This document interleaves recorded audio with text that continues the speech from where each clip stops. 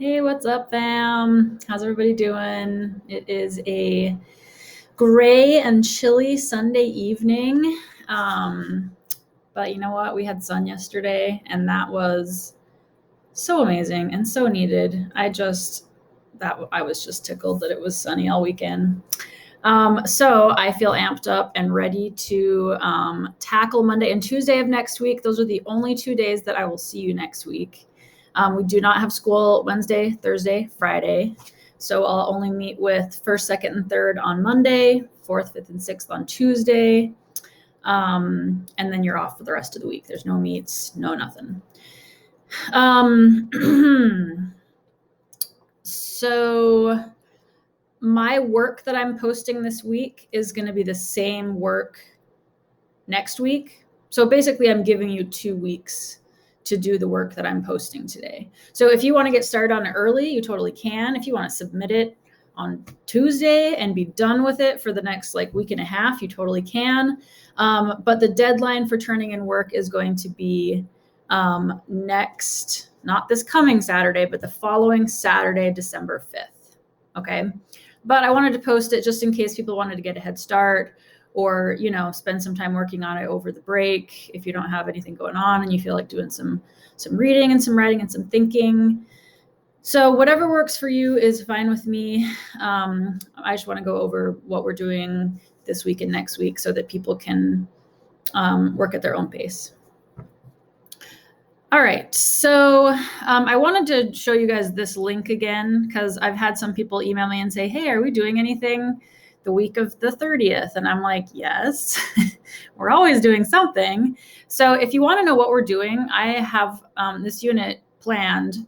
It will go until winter break, basically. So I can tell you what to do every week for the most part. I still have a couple tweaks to make.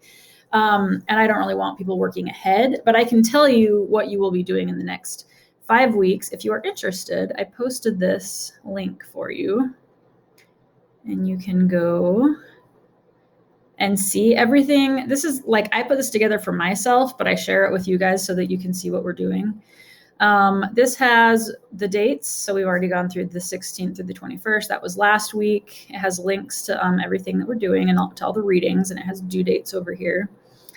And then this is going to be this week and next week. I've clumped them together. Due date over here, the 7th through the 11th of December. It's still a work in progress. I haven't put the due dates in yet, but you get the idea. And then week 5 of this unit before winter break, we will be doing an essay that will take the whole week. Okay. Learning targets, if you're curious, are listed down there. So this is just a resource if you guys are curious that you can look at and be like, oh, I have a dentist appointment. I wonder what we're doing the 30th of November or whatever. So anyway, what else did I want to show you?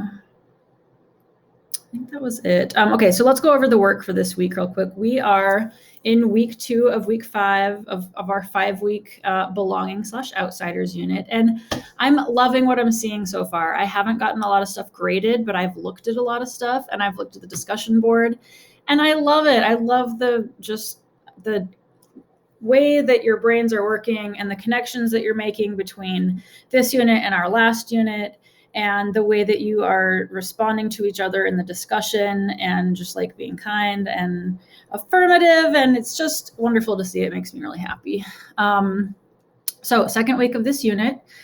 And this is always posted on the homepage, weekly calendar. So you've got some reading to do. You've got a couple of poems, one by Sherman Alexie called Sonnet with Bird. And I really do encourage you to read about the poets and backgrounds before you read these. It's just 2 little short blurbs about the authors, but it makes them more real and, talks about who they are and where they're from and what their deal is. Sherman Alexie grew up in Washington. He grew up on the Spokane Indian Reservation in Eastern Washington. And he's an author. He's a poet. He actually spoke at my graduation from Evergreen, and he was hilarious and amazing, and that was really cool. So his poem is called Sonnet with Bird. It's about belonging and feeling like an outsider. And then we've got Fences by Pat Mora, another awesome poem. about,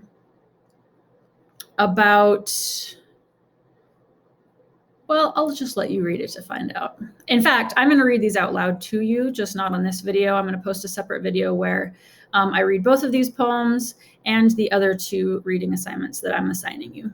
If you want to listen, you can. You don't have to. All right, so first read those, and then I would like you to participate in the discussion for this week. So same as last week, only different questions, but the same format. And the way that I just got there, because I can't figure out how to link it on my calendar here, is I just clicked on discussions and I went down to, I need to change these so you can see that it says week 1 and week 2. This is week 2.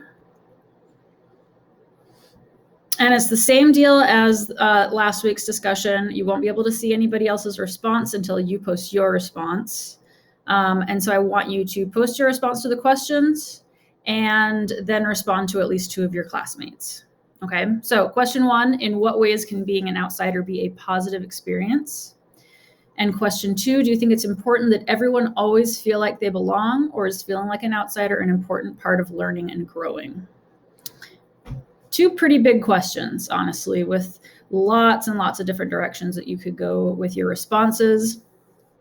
If you're stuck and you're like, I don't know what to say, think about the poems that I just showed you, Sonnet with Bird by Sherman Alexian Fences, and try to think about what would the either the characters in those poems or the authors of those poems, how might they answer the questions? So if you don't want to be like, this is my personal experience, you don't have to. You can answer it from the perspective of the authors that we've been looking at. Okay. All right, back to our homepage. All right, so the poems, the discussion board, then you've got 2 articles to read.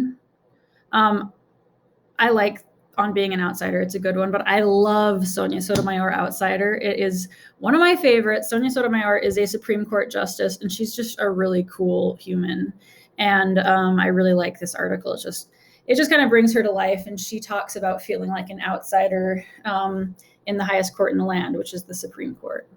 So it's just kind of interesting that even though she's one of the most powerful people in the country, there were times in her life, and still are, where she feels like an outsider. So again, I will read those out loud to you. I will post those in a separate video if you would like audio to follow along with, if you don't just like reading quietly to yourself. And then we always have a writing portion, because it's English class, and I like to make you write, and writing makes you a better writer, and I love looking at your writing, and it's an important skill. So here's your writing task for this week. I titled it, Being an Outsider, a Problem to Solve or an Important Part of Life. Okay, so this is similar to the discussion board question that I posed to you. And the reason I want you to do this discussion post first is because I think it's going to give you some ideas and some other people's perspectives about how you might answer this question. Okay, so here's the question.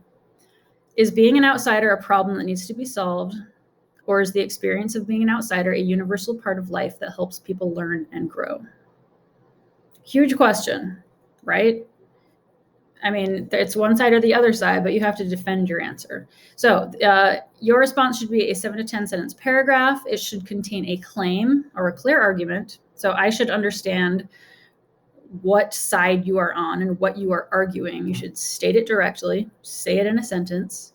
And then you also need evidence to back up your claim.